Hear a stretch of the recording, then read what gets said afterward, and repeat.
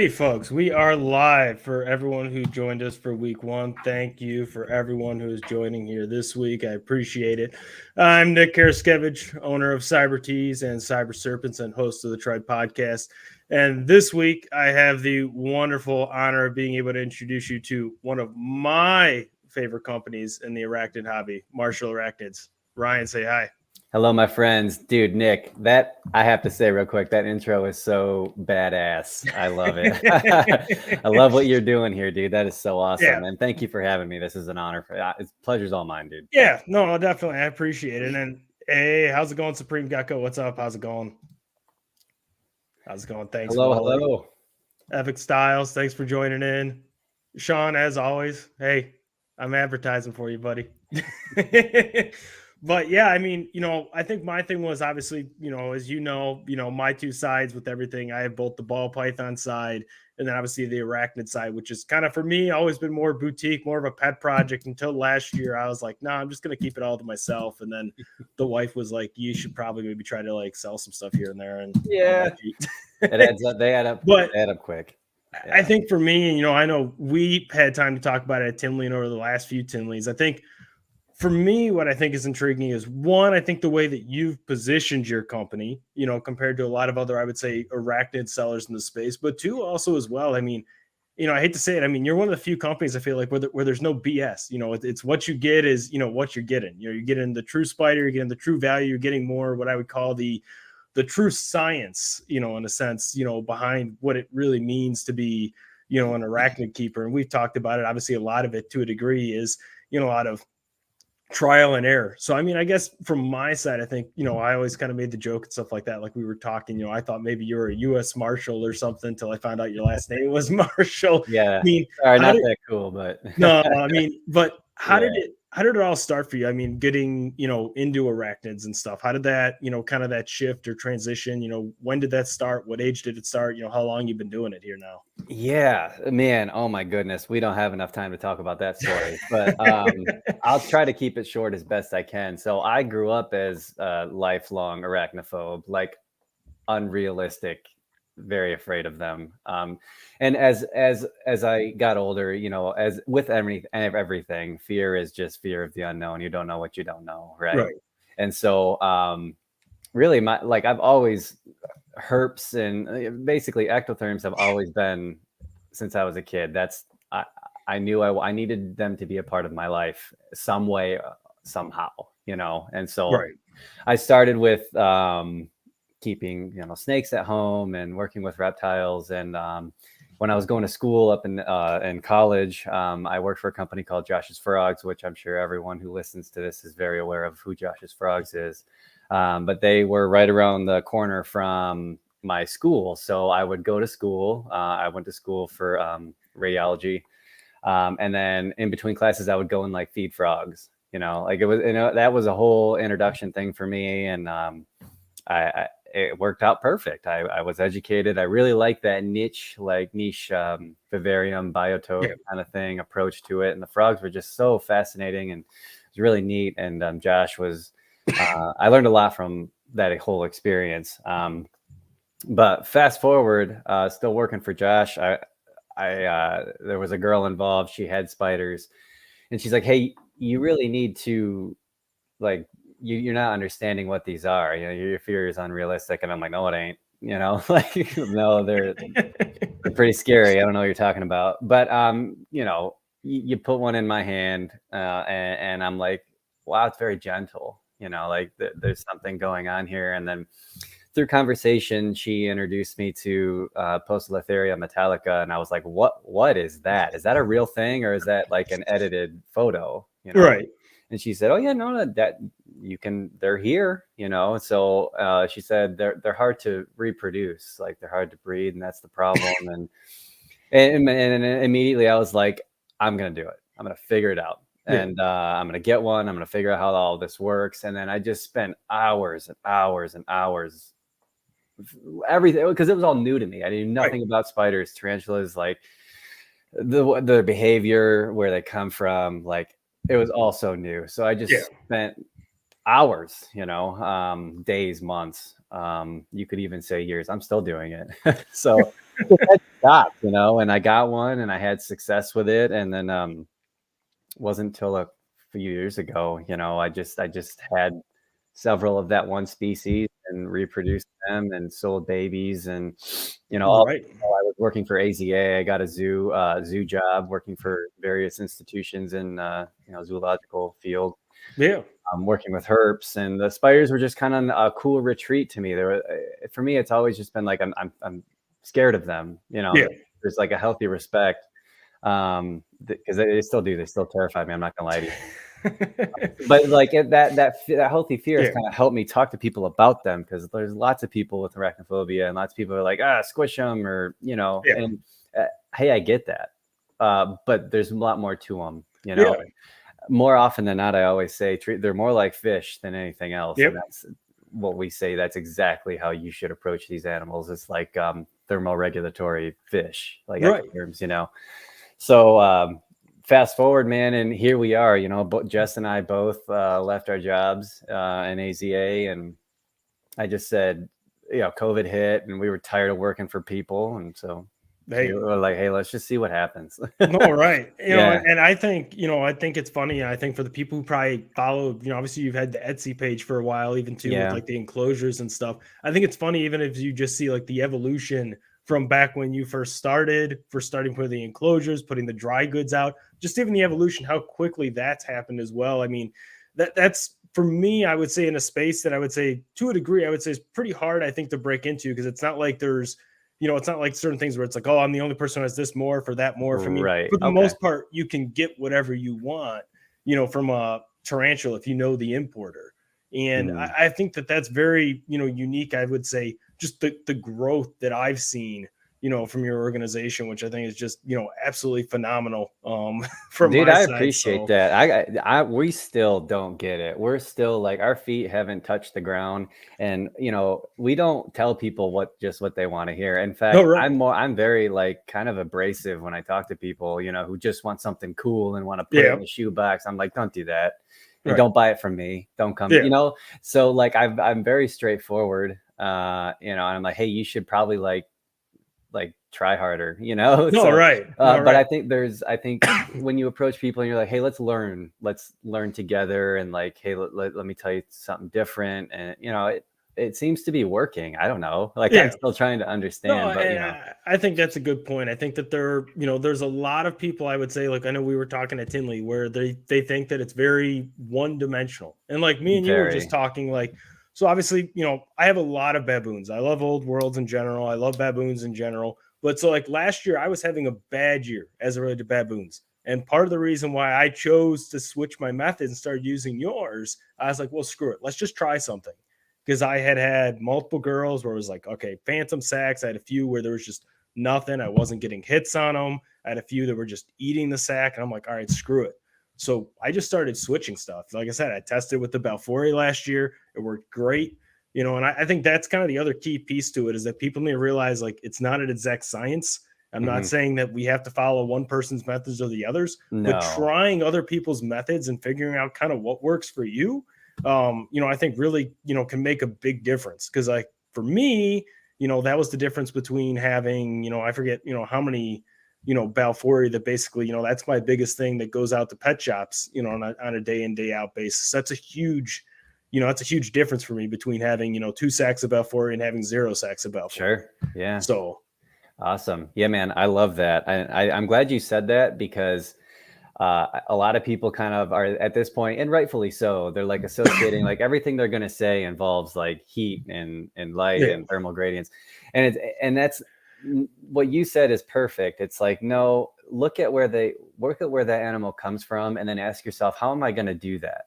Like, forget what everyone says, what Ryan says, what Tom Moran says, what Richard Stewart says, insert name. Yeah. Just ask yourself how you're going to do that. And like, does that make sense with what you're seeing in their native environments? Right. And that's not just the spiders. I mean, the spiders, lucky for me, I guess, is like, there's a severe lack of understanding when it comes to those animals in captivity, but like apply that to literally any animal that you want to keep as a pet. and you'll be much happier. Yeah. It's not a science. It's just like, just look at what's happening and ask yourself, how do I meet those needs? And how is the animal going to respond to those changes that we give them? Right. No, So, oh, 100%. And I think, yeah. the other thing I think, from my side, like I've told you before, like I still got like the goals level is man, your enclosures. Your enclosures are like the bee's knees. Like I have one nice enclosure for like one of my adult GBB girls. Like Mhm. the rest of them outside of that are just like they're pretty plain Jane. Like they got some badass cork bark in there, but man, I don't got some of the sweetness that you got. It's Oh, you're straight talking out. about inside of the enclosure, right? Yeah, inside of your Okay. enclosures, like when I look at Okay. like your mesalomas and stuff. I mean, some of them they're so perfectly done that it straight up looks like if the tarantula is from whether it be from Brazil or Taiwan Sure. or wherever it may be. It looks like you straight out just rip that piece out of the jungle and put it right there into the vivarium. And I think that's just Mhm. the other really cool thing too, because I think you guys are pretty much for the most part a lot of bioactive, if not all All of bioactive. them. Yeah. Yeah. So Yeah. Dude, thank you. I appreciate that. And I gotta attribute a lot of that to the amphibian hobby and like my experience working with amphibians, like on it, because right. that's how you do those animals. It doesn't Yeah. matter if you're in a private sector or if you're working for state-of-the-art zoological institution. Like that is the approach you take to the animal. And you know, I've been to these places, not all of them, but I've been to Right. some, and the spiders are living right along with the frogs. And like, to me, it's not just like having something cool like the animal is its environment. So like, Yeah.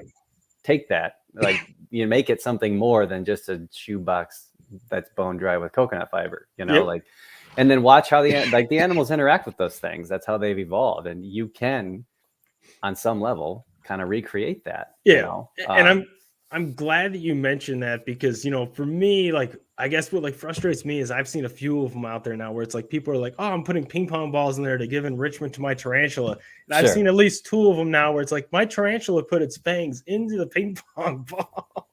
Yeah, And and I think that's the key. I think it's the way that we talk about. I'm not saying that animals and tarantulas can't have enrichment. They can. I think just like absolutely. how you mentioned, it's about giving them the proper environment that connects to the enrichment that they would naturally have in the wild. They're not going to see Exactly. ping pong balls in the wild, guys. Like, don't put Right. ping pong balls. Don't put your, Starship Enterprise or whatever it is in there. They don't see that in the wild. Right. That's how, and I want to point that out too, because that, believe it or not, is a point of contention in AZA. It's like a lot of that copy and paste welfare stuff is like, okay, you can't take what a polar bear needs and give it to a chameleon and like quantify it on the same sheet. Your point of quantification rather is like, what is it doing Right. in nature? And so like for a lot of these ectotherms, it's seasonal changes. It's, what happened, all of those seasonal changes, day to night changes, thermal gradients, all of those things, that's enrichment for the ectotherms, Yeah. so that is enrichment. That is welfare. Right. It's just not the way you go about giving a mammal a boomer ball, Yeah. No, even exactly. though those animals are interacting with that. Right. But I don't know. Yeah. I don't know what they're doing. No. I don't know. Yeah. And I'm But just kind of like, so obviously, from my side, obviously, I'm like 98% tarantulas almost. I know you have a yeah, little bit more kind of true spider based you've been playing with, we're getting as there. as well. I Mhm. guess what have you seen, I guess, between both now? Obviously, you've had success on both the true spider side as well as the tarantula side of things. I mean, when you're talking about some of those things like the thermal gradients and stuff, is there something different that you take as far as like the approach, like when you're looking at things like say like a neck caster versus something like a Saba Blue? Yeah.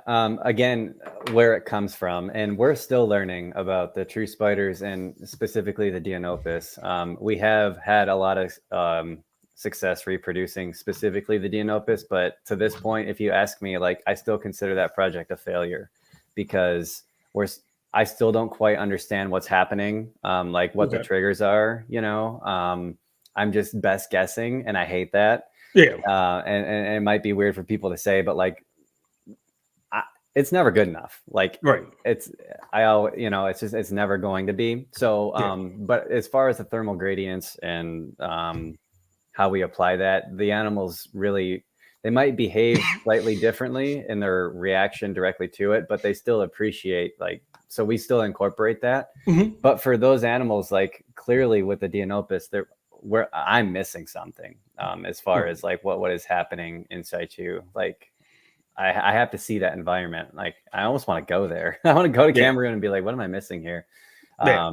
Do we have any travel agents that are live with us that can hook us up with that? Seriously, yeah. There's so many places I want to go, but for the most part, man, we've had a lot of success. Like the Occidentalis, the little huntsman from Africa, Yeah. like they're doing really well for us. Right. They're growing really fast. The widows are growing really well for us. We're just kind of branching out and trying to see like, okay, like where can we take this? What avenues can we take? And Right. how are people going to respond to it? You know, we think they're really cool. Yeah. You No, know? I think they're awesome. I know that's one that's on my list. You know, as soon as you start kind of messing with the neck casters, I'm like, man, I need to start adding those at some point. You Yeah, know, for sure, man. for me, not to set you up or anything like that, but like I'm probably waiting until your new enclosures come out, and then I'm just gonna tell you to give me those plus the new enclosures. Yeah, man, we can do that. Yeah, that's a good idea. That's what I would do. Yeah. For sure. Yeah. Yep. That's, I mean, speaking of obviously enclosures, you know, besides just obviously the tarantulas and all the really cool things I think you guys do as far as the setup and stuff, I mean, you know, I would call, you know, what you're doing really, I mean, a positive disruptor, you know, in the space for, you know, enclosures with tarantulas. I feel like for a while, you've kind of had only a couple companies doing it. So it's either I can do this, I can do that, I can go to the hobby store and drill holes in this. And those are my Yeah. options. And those are my options. And Yeah. you're really given a lot of, I would say, unique options, the ways not just from an engineering perspective, but also from an aesthetic perspective, just with how Sure. you're even doing like the ventilation compared to a lot of other companies. So, you know, obviously, I just kind of be curious, you know, one, you know, what was kind of the Kickstarter on that, but also too as well, you know, kind of where do you see the growth here now going forward? Yeah. So let me let's talk about that. I'm glad you Yeah, asked that because it's not a secret. Like if you talk to me, I will be honest with you, I don't like acrylic.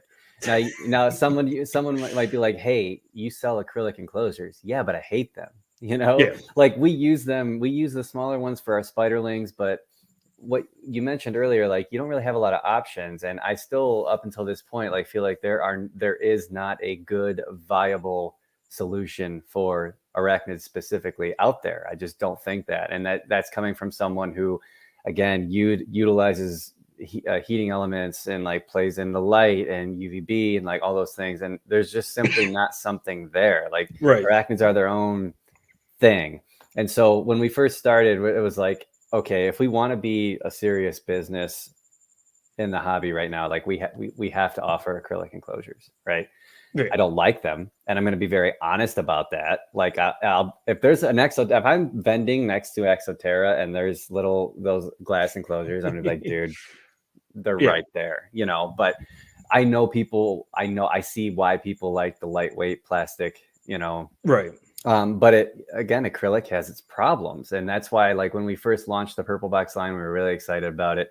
I learned very quickly how quickly that material warps if you try to keep anything like what we do. yeah, In the bigger sizes, it's right, just not nice. It's not a fun material to work with, and people get frustrated and they like to blame certain manufacturers.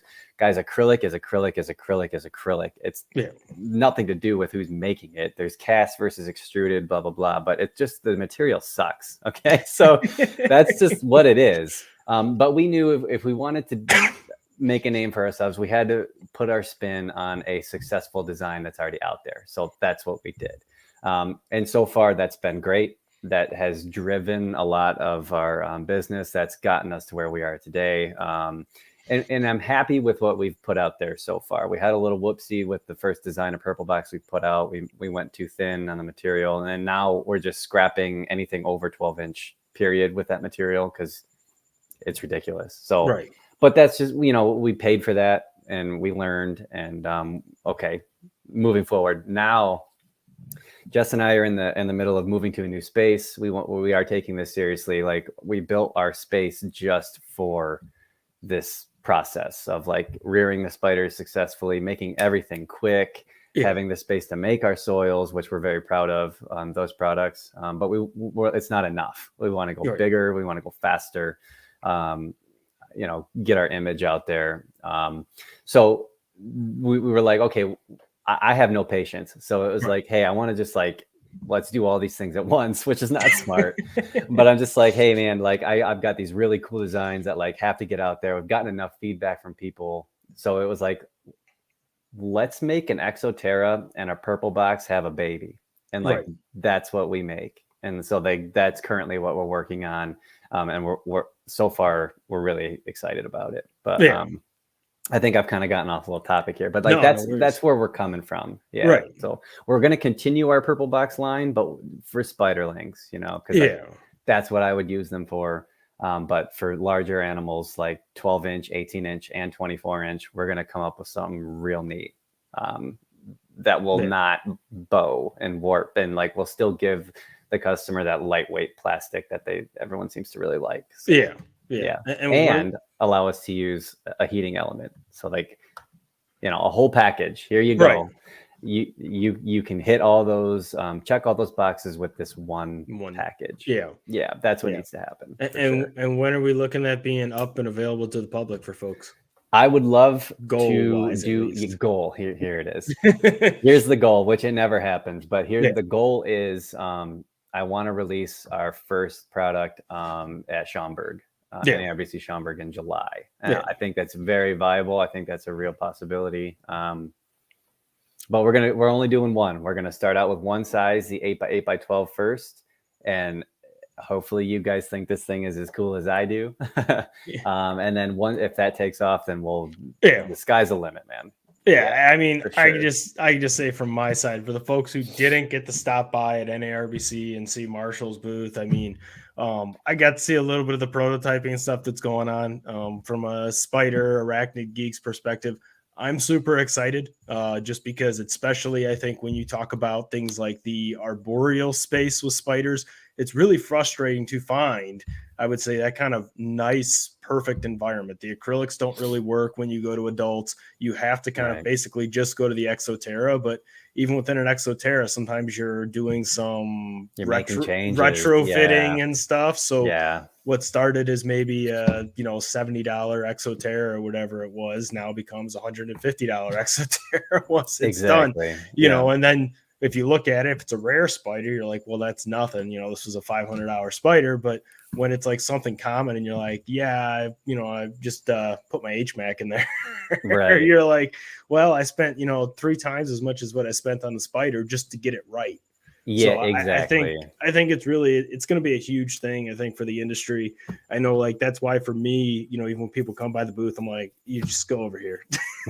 Just go over here. Oh, man. No, I appreciate that. But, man, we'll see. Right. See what happens. Right. So obviously I feel like most people know you for your pokies. At least that's how I got caught onto you, besides purple box and stuff, was for Pete Metallicas and stuff. Obviously we've talked, my pokey collection's a lot smaller than yours. I only work with 3 species of that entire Plesiotherma complex. But, just kind of curious. I mean, is that your, kind of the area where you want to focus is it pokies? Is there like a specific either genus or something like that just kind of takes you off the rails type of thing that you could just go down all the rabbit holes on? I guess what's the excitement factor for you? For me, so Poecilotheria and Avicularia for me have always been the driving factor for sure. And I want to just say this too, and a lot of people are going to be like, hold up, man. But we've always looked at those animals and their behavior as arboreal lizards. I think I told you this at NARBC. And we haven't been able to showcase what we're talking about when I say that, mostly because, like, for example, right now, guys, we are operating out of my mother's basement. All of Marshall Arachnids is operating out of a basement. It's very embarrassing. It's very cramped. It sucks. And so, like, we're not like, look at everything that's happening, but when we're in our new facility and it's going to be gorgeous, we'll start really trying to hone in and show people like, hey, this is what we mean. Look at these. This is why we're seeing the behaviors that we're seeing. Look at us going up and down. Look at how they're not photosensitive. Look at them basking during the day, right out in the day, right in front of you. And we'll start showing everyone what we're talking about. But yeah, man, like the Poecilotheria for sure. They're just a different kind of spider to me. And the Avix, they're kind of like the mix between like reptiles and dart frogs. And like, I love their habitat. Because again, Right. for me, that's really what it comes down to. Like you mentioned the Mesomelis, like I love montane cloud forest species. It just gets me excited. Like Yeah. those animals are very misunderstood that come from those environments. So it's really, you can get away with a lot of the moss and all the viney, the shingling Yeah. plants, like all the cool looking stuff you can do with those animals because that's where they come from. They're very Oh, tolerant of right. that. Yeah. Right. So And what I thought was interesting with the Mesomelis, I remember when you posted the new enclosure for them.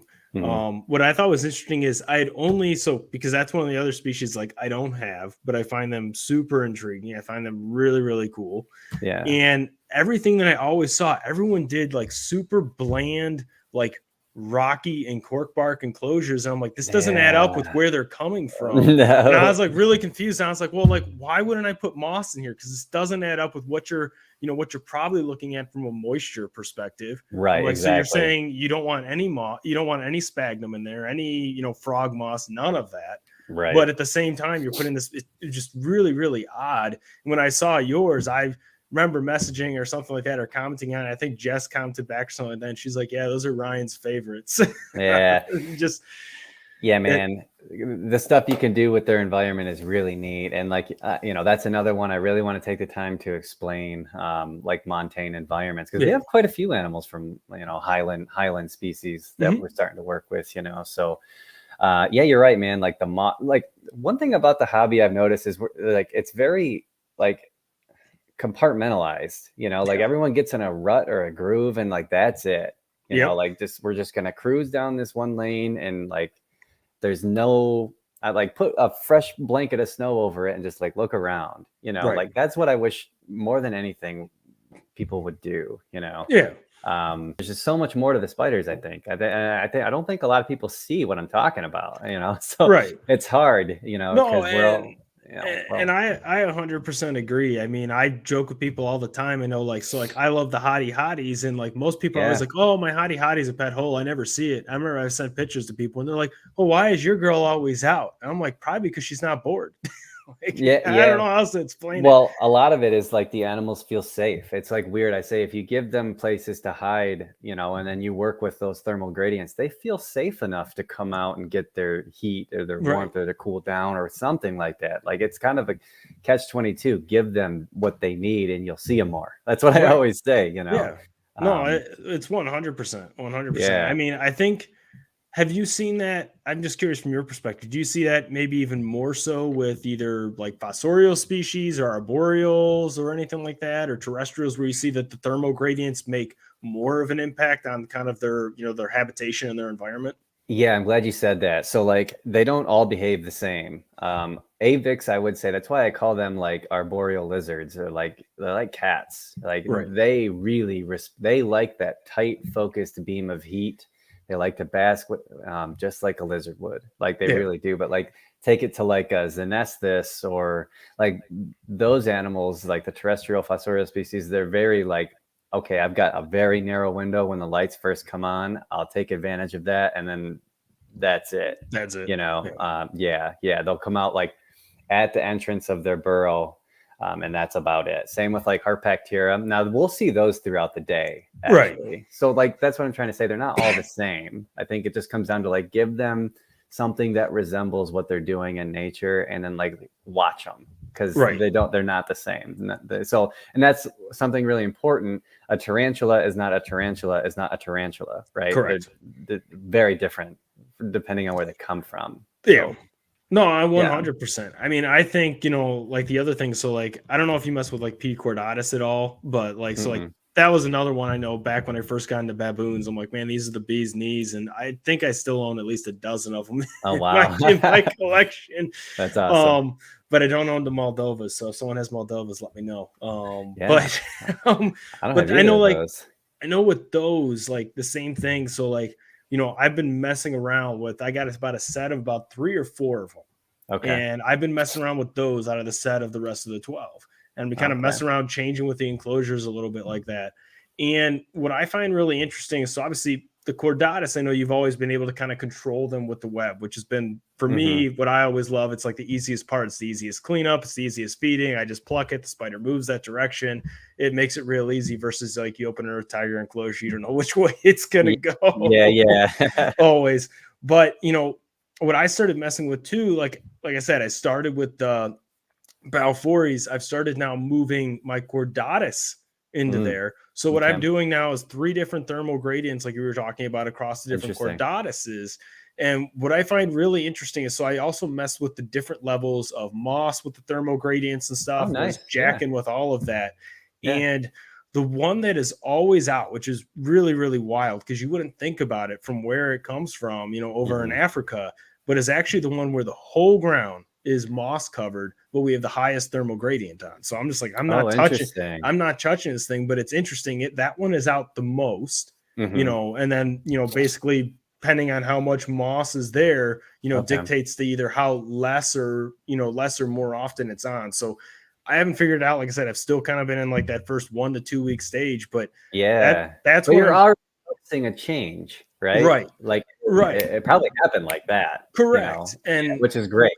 My goal is, for that same reason, like we were talking about, controlling where the sack lays, because at least anything in that complex there, if you get nailed, pulling a sack away from them is not always the best. Good grief, man. I'll be honest, I have to have Jess do a lot of that, because she's very slow and methodical, as far as I'm just like, no, I just let them hatch. I don't care. No, and I think that's another point, you should really obviously talk about. We were talking about that. So obviously I always have pulled mine for the most part, pull them right before they're going to open and stuff. Yes. But I learned something from you here at Tinley, which I thought was really interesting, that you were talking about with the P Metallicas around the size, of those spiderlings as they hatch, if they're left in the enclosure. Yes. So 110%, I feel very confident at this point, guys. I've made thousands of animals at this point. 100%, I don't know what it is. If the animals are left with mom under the appropriate conditions, they come out of the sack bigger than if you pull them. And I thought I was crazy, and I tried to keep all this to myself, just between Jess and I. But then, where were we? We were at St. Louis, and Amy at Fang Hub mentioned the same thing with her Celedonia. And then she said, like, in fact, I think I can say this, but she was saying, like, the animals that she did pull, like, they just didn't do well versus the animals that mom hatched. So who knows what's happening there, but I feel very confident. It's not just like anecdotally, like there's something happening in that relationship with mom that gets bigger, healthier, hardier babies. It's a pain to catch them all. I know it, but there's definitely something to it. And I've gotten babies, and I'm not going to name names or anything, but I have gotten babies, which they're all fine. But I've gotten babies from breeders who do pull all the time, and they are so much smaller than, and they're 2 to 3 molts ahead of like babies we hatch. My babies come out just as big, if not bigger, than those animals. So I don't know what it is. No, hopefully not my Nigeria mom. No, last October. No, not them. She's still. We get everyone ready. So like, come spring, we'll do something with them. So like, we don't rush anything. It's like when the temps are right and everyone's feeling it, we can tell when they're out and they're feeling it and they're receptive. Then we go to town. No. She's doing good. Yeah. I know Daniel had a question here around some of the pieces with the heating and the lighting around P Metallicas and Versicolors. Yeah. Hey, Daniel. I recognize who you are. Yeah, man. So here's the big thing, is that the sky is really the limit. But for us, what we found really useful are, like, again, that really tight focused beam of heat. Now, I think it's really important to talk about, like, we don't just use that for everyone. Usually we'll use that seasonally. And then for the most part, we're just doing like grow lights, like LED grow lights that specifically get warm. One thing I want to point out is that not all LEDs are created equal. People hear LED and they're like, oh, passive, they don't produce heat. That's not true at all.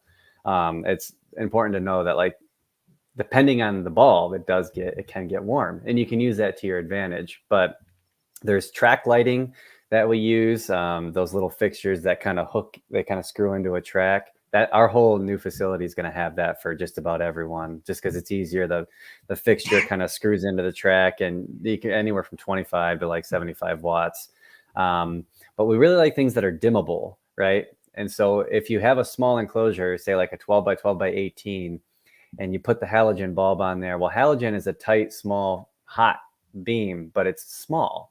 So if you think about like kind of like the flashlight trick, right? Yep. Like when you get real close to a wall, it's real fine and narrow, but when you start backing up, so think of halogen as like that little guy, right? And then if you put a dimmer on that, well, now you're talking, you have complete control of like in a 12 by 12 by 18, I can give a female Metallica a 110 degree basking site, but the ambient temperature's in the 70s, 75, depending on your ambient temperature outside of the room, Right. Or I'm sorry, outside of the enclosure. So track lighting is great. Anything halogen is pretty great. And we're talking small wattages. We're not talking like 125 watt mercury vapor. Like that should be common sense. Like don't do that, but it's not. So I have to say it. Like that would cook the spiders, right? Yeah. Like, so don't do that.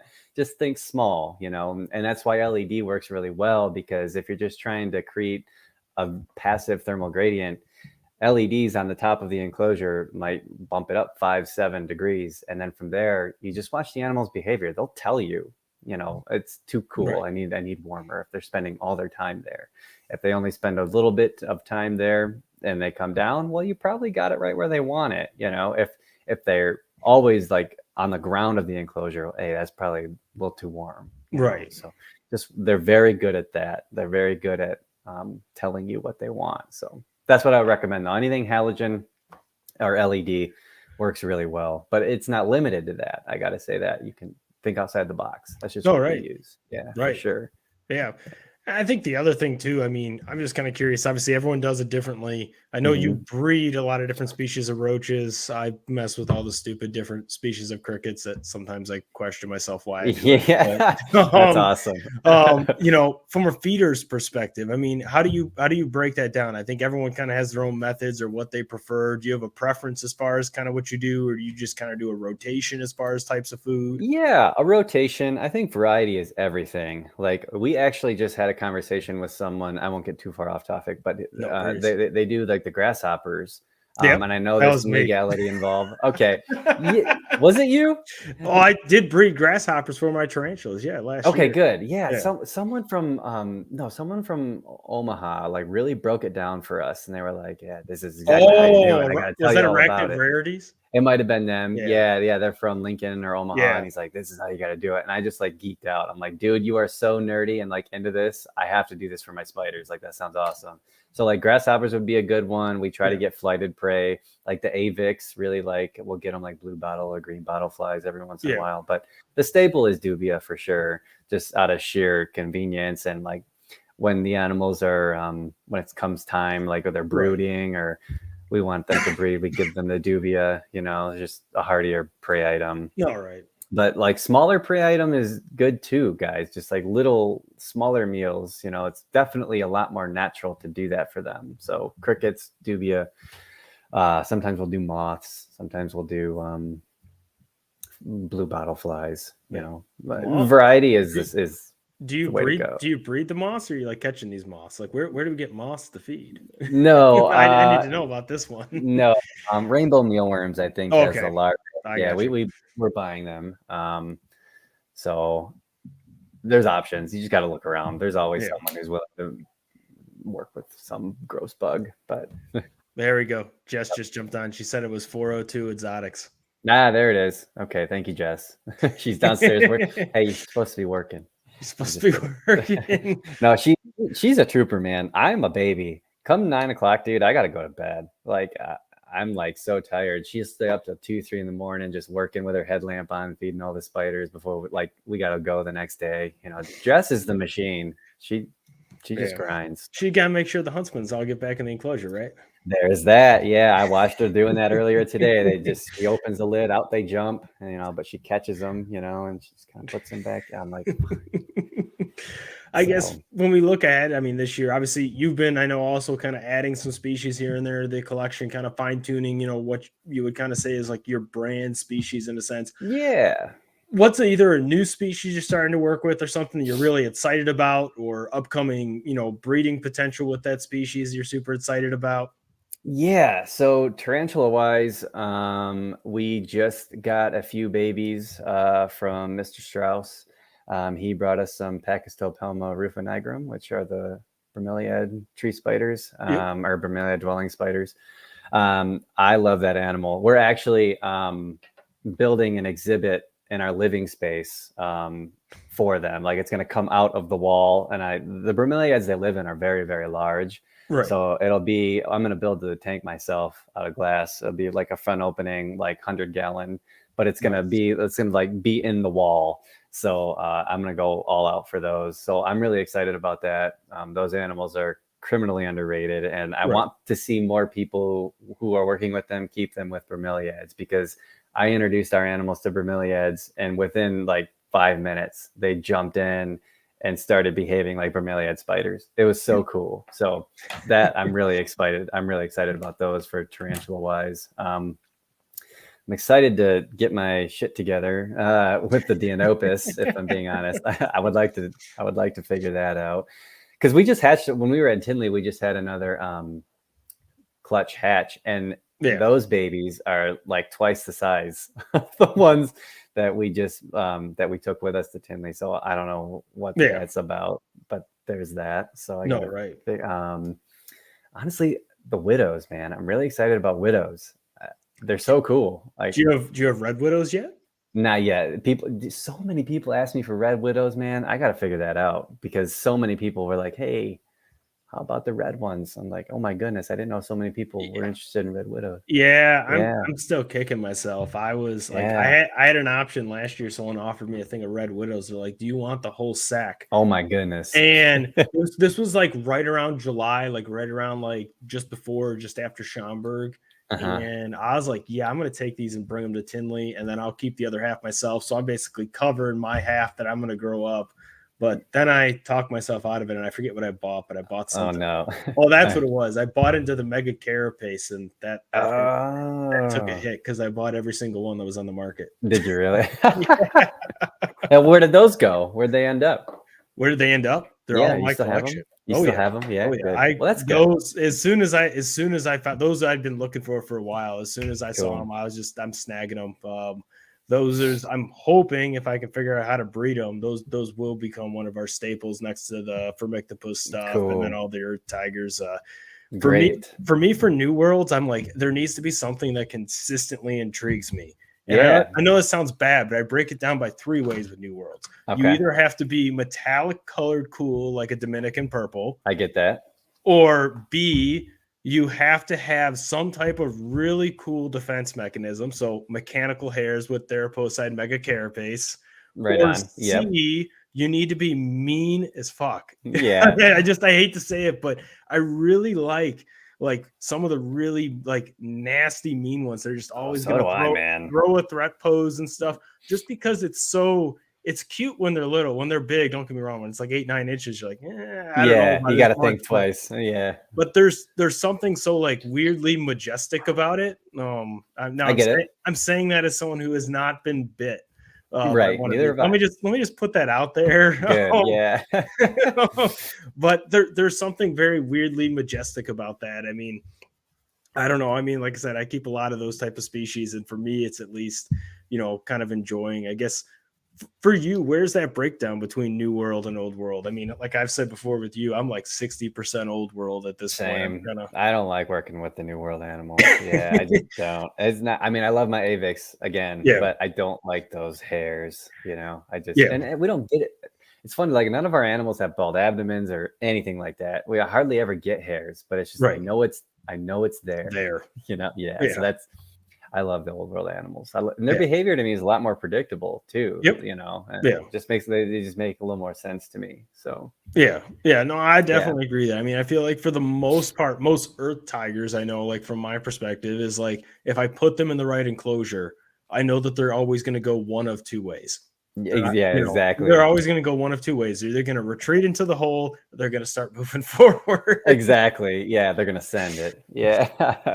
We're on the same page, dude. Yeah, for sure. Yeah. Mm-hmm. Yeah. I mean, so obviously I know we both do hotties, I think. Yep, we have those. Yeah. Yeah, should we have Jess? I tell her all the time. I'm like, don't tell me anymore, like how many we have or what we have, because Jess's big thing is she wants to expand her collection, and she's right, man. Like, I want to offer more of a variety, but like, I'll be honest, I don't know everything we have down there right No, now. Like, I have I'm no idea. I'm right there with you. I mean, I Good dug up. grief. I think it was like the week before Tinley. I'm like cycling through my collection, like Uh-huh. trying to figure out. It's like, all right, what out of holdbacks am I willing to let go of? And like, Mhm. I didn't realize how many Sumatran stout lakes. And you bring them to Tinley, and they're like, so like, what is this? I'm like, well, it's a pile of dirt. Yeah, you do have And a lot of those oddballs, man. I think yeah, that's awesome. I I like just that. that I don't know. That's just kind of my style. I'm just like, It's it's a cool. pile of dirt, but if you wait for the right time of day, that one There it time of is. day, I'm telling you, it's going to be worth it. What does it look Yeah, like? A really sweet old world brachypelma. No, there it I'm good. is. Yeah, And then they're just like, no, I'm anyway. good. Anyway, yeah, you got any brachypelmas? Yeah, Yeah, yeah. but I, Um, yeah, I don't know, man. We have those Pamphibedius and like yeah, a lot of those Anesthus. Like we bought his slings. Like our whole yeah, thing is like I want to raise them from itty yeah, bitty to big monster adult. I'm kind of excited for those. I hate to say it, but they're kind of fun. Like I yeah, don't like those hairs. Don't get me wrong, but we don't really get them. I just know yeah, they're there. Like I said, but those are cool. That's a cool animal. I yeah, love the way they like scurry about the leaf litter. They're very reactive. yeah. They're kind of cool. Yeah, But Panthers are one of those ones. Like I hate to say it, it's like the reason I got into them is because people kept bugging me and telling me that like Firmictopus, which is like my bee's knees, what made everything go off the table for me. Like that's when the wife was like, the wife makes fun of me. I say it too much. I say the word Firmictopus too many times in the yeah. household. So like I got into Panthos because everyone's like, oh, well, Panthos are better. So I got into Mm. Panthos. I've done both. Like, I'm sorry, Pantho folks, but I still like my Formictopus better. Yeah. Yeah, man. They're a little less obnoxious too, I gotta Yeah. say. But the Xenesis, man, you Yeah. want to talk about something that scurries across leaf litter. Yeah, man, they're really intense, and they come at you with the raised abdomen, which is a Oh, really yeah. cool defense No, right. mechanism. Like, yeah, they're cool to watch when they're chill though, because they get the spider stretchies, I call it. They'll Right. always stretch it, kind of like the Poecilotheria do. At least Yeah. ours do. I don't know. I've just been a fan of like their body shape and the way they behave. They're like little shits, man. I think they're cool. They're really No, neat. right. No, Yeah, right. I they've been think a lot of that's kind of fun. been, I think the other thing too. I think most people always just go for, I'm looking for color or I'm looking for Sure, pattern. But I sure. think that there's that other thing, that's like the other thing for like the mega carapace for me was like it's the shape. Like I Yeah, always I always talk about it. Like Salmopius stuff to yeah. me looks like a race car. I Like agree I with you I, there. I always call like Darth Mauls and Victorias. I'm like, no, these are Corvettes. I Like wouldn't. Yeah, I strangely get that, dude. I do. Yeah, it's just every time I see him, every single time I look at a Cambridge, I'm just like, no, it's a race car. yeah, man. Like that's just my style. And when That's people funny that you say say, that. Yeah.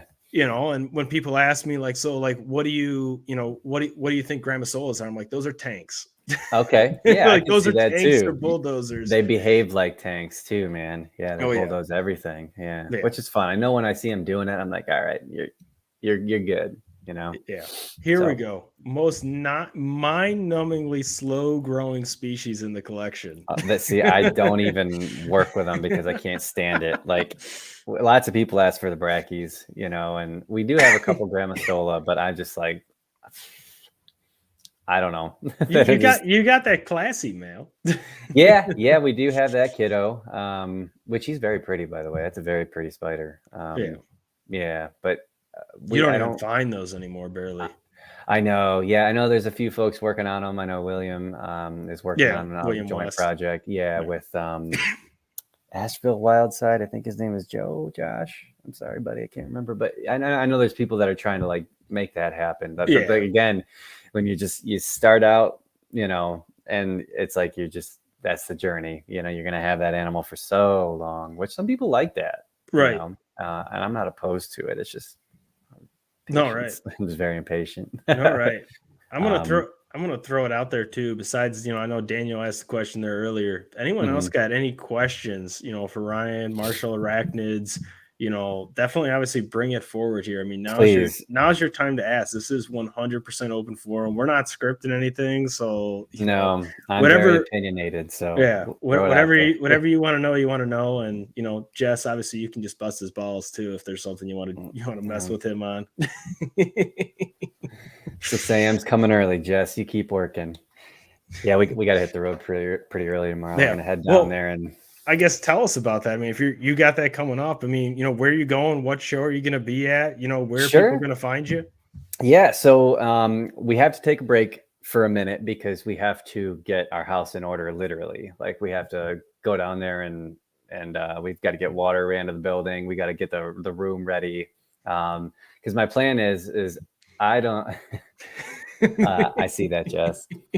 But yeah, we've got to get stuff ready to go. So we're gonna take a break and get everything ready. We are moving down to Tennessee from Michigan. We're gonna be north central Tennessee. No one's out there. There's nothing there. So no storefront, no nothing like that. But once we're there, like we have Kentucky and Georgia and all those. Oh no, Mike's here. Well, game over. Love you too, Mike. Mike, I worked with Mike at Detroit Zoo. He is an amphibian keeper. Shout out Mike Andrus and DZS crew. Anyway, so yeah, we are moving there, and we got a long road ahead of us to get that up and running. But we're going to take the time to do it because the business kind of depends on it. We got to get out of here and stretch out and spread our wings. So Yeah. we're gonna work on that, and then hopefully new products to follow. So that's the plan. Yeah. But as far as shows go, man, I mean, that area is a gateway. There's just so much going on in that area. So like everything there we're going to do. But like Jess and I really plan on hitting the shows heavy, like for the next 2 years straight. And there's no limit. We'll go wherever. We bought a truck and a trailer just for the shows. So I'm going to use it because I bought it. So we're going to grind for sure once we get on our feet. And I don't know. Tell me where you want us to go. Like well, I mean, I don't know if Dylan's still on or Wally's still on, but I think like I said, I mean, I know I was trying to promote some scaled up here, trying to get Marshalls to come up to Green Bay here at least. Oh yeah, you were selling it. You were trying to sell that. Yeah. I mean, we don't have anyone that does any of like especially all the arachnid husbandry stuff. I mean, it's just us and a couple of us. But like I said, I think that's another unique area. I think that's really interesting that different parts of the country. I know like Missouri is another one where it's like, there's like a whole groupie system of like tarantula people. Now, obviously, I think, see, there we go, Dab. There we go. That's Dylan. That's exactly okay. Right on. But, I think like Murray's done a great job with Paladin over in Missouri as far as like making like, I don't know, like a fad out of tarantulas. And obviously I think he helps admin the Midwest tarantula page too. So, I mean, that's been really cool. I think to see kind of like that growth, like in the Missouri area. I know Wisconsin, like for me, since it's right on the other side of the border, like I see that all the time. I find it very unique kind of how you find these different parts of the country and just also like Missouri is heavy baboons. Everyone loves baboons in Missouri, but like I go to Wisconsin and it's very different, the clientele and stuff, as far as like the types of things they're looking for. So I find it very unique too, how different parts of the country you find like also like kind of like different niches and stuff too, as far as what people really, really like. Yeah. Now that you mention it, like this area is really pokey heavy. Everyone wants Poecilotheria, like here in Ohio and Illinois. Like now that you mention that, that's really interesting. I didn't even think about that, but that's their jam. Like we can't have enough of them, Interesting. Right. I need to like make a map. No, exactly. Like I've thought about that before. Like if you make a map, like how they always say, like, it's like always like every state's most popular drink or something like that. It's like, what's every state's most popular tarantula to buy? Yeah. Or popular invert even. I mean, because now I really feel like true spiders are coming on. I mean, like I said, my side is really, really tiny from the true spider side. I just like big stuff. No, but I mean, even scorpions now, with the Titus genus and stuff, with all the communals and stuff. I mean, those are becoming like a weird cult of people. And I'm probably joining that cult here soon. I know. I don't even know if she's listening. She brought home a handful of scorpions. I don't even know what they are, but it's a thing, and lots of people are asking for them. Can't keep up, but people are hungry, man. I mean, I don't know. I hope it keeps going. Like I want people to. Inverts need a place, like they need to shine. I want them to be a thing, and I want people like me who are afraid of them to be like, these are actually really neat. Do it. Look at them differently. you know? And I think what you said too, I mean, when we were talking NARBC is very unique as well. Like you were saying, it's like there's a space for everyone when it Yes. comes to inverts because it is so vast. I think some of the cutthroatness that sometimes you see with some of the drama and stuff with the Waste invert of industry time. is like Waste of time. completely ridiculous. I Yeah. mean, by all means, yes, there's a business aspect that we all need to put food on the table. Like we Sure. get that, but I feel like I don't know, like so like I don't want to use this because obviously we've kind of built this relationship here now over the last Yeah. couple of years, but it's like, from my side, I'm like, I never feel like threatened by saying like, no, man, I don't have it. Like go to Marshall's, like Marshall's got this Same. or whatnot. And it's just, at the end of the day, I think people need to realize it's like, even if we both work with the same species, I can't have H. pokerpeas sacks the exact same time that Marshall's is going to have H. pokerpea sacks Right. every single time of the year. So if I have them in June and Marshall's has them back in February. Yeah, no, like, you're right, man. When they're gone, they're gone. Like I picked that one for example because like last year, spring Tinley, I brought a whole half an H poker piece sack. That whole sack was gone. Wow. That whole sack was gone.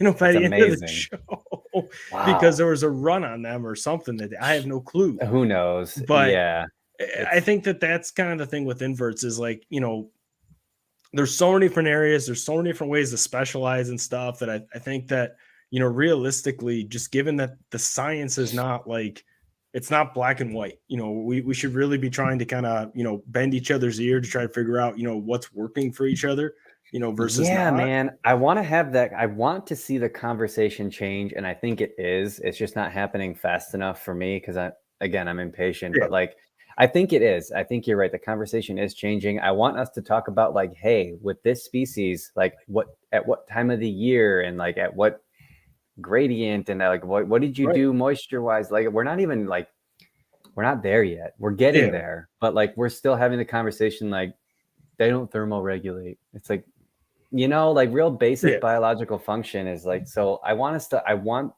the animals to be viewed how they should be viewed. And that's just in a completely different light, like as their own thing. They're not reptiles, right? Of course not. They're their own thing.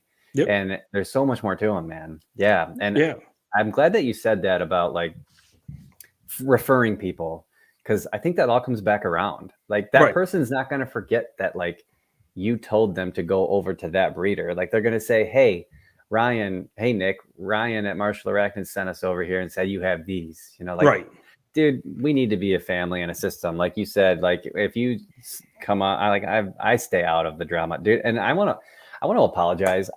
People add me to these groups, like all these groups, and I don't say anything ever. And I think I come off like, a jerk or whatnot, or I don't know. I just don't have time, guys. I don't have the bandwidth. Like I don't have the time, but we are like a system and it's how it should be. We should all be, Yeah.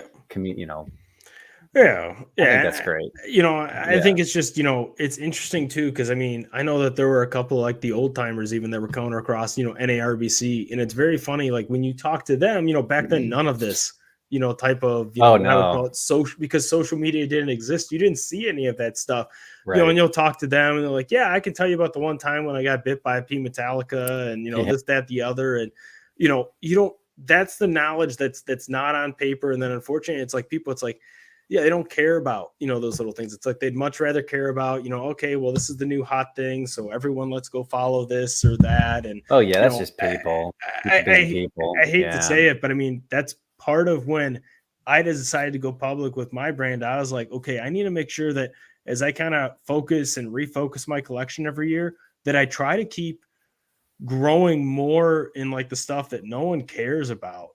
I'm glad you're doing that, man. Because one, I'm tired of it being, because so-and-so on YouTube said this, so we're just going to follow this. Sure. And, I noticed that.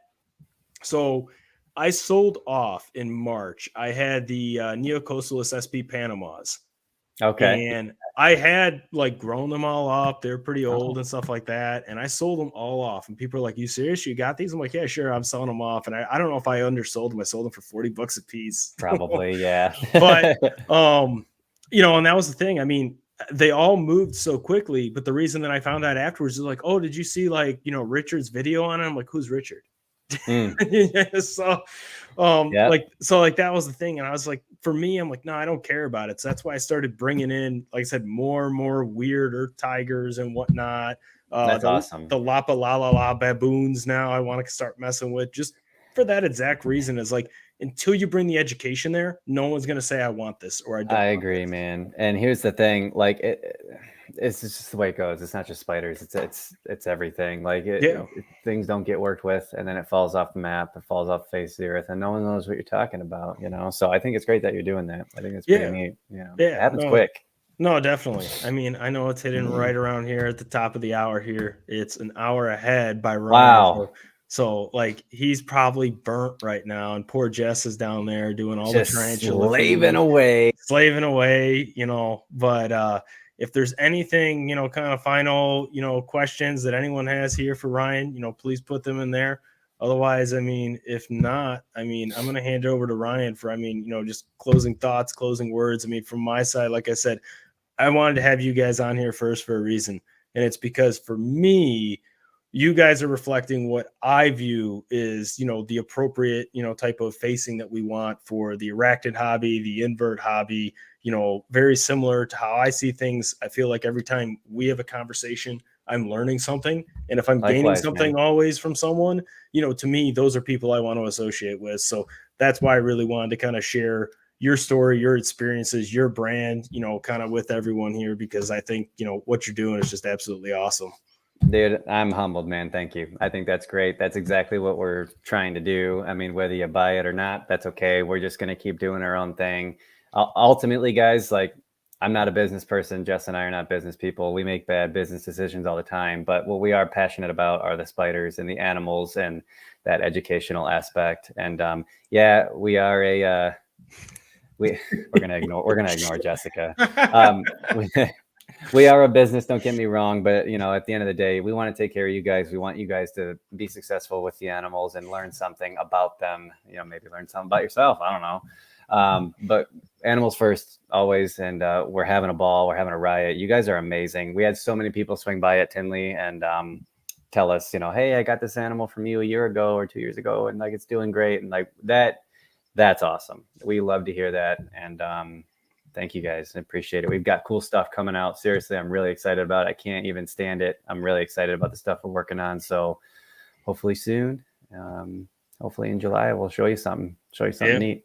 So. Yeah, no, definitely. Otherwise, I mean, from my side, this is Nick Karaskevich, host of The Tread, and I appreciate you coming on. I appreciate everyone who spent time here tonight to come see us, hear me and Ryan here talk nerd out over tarantulas and arachnids. So I appreciate it. But thank you, Nick. Definitely, if you haven't, go check Ryan out. Go check out his page. Follow his Instagram. Follow his Facebook. Him and Jess are awesome. I don't know how else to put it. They're freaking amazing people. What they're doing for the hobby is a huge positive, a huge shift, in the right direction of where things need to go. So definitely make sure you support them. If you see them at a show, stop by, talk to them. Probably the easiest people to talk to in the invert hobby, and that's including myself. They're much more approachable than me. Nah. So, definitely, go check them out, go support them. They have so many cool things coming out, and I'm really excited for what's coming up next for them. So thank you everyone for coming. And this is Nick Karaskevich. This is The Tread signing off. Thank you all. Thanks, Nick. Take care. See ya.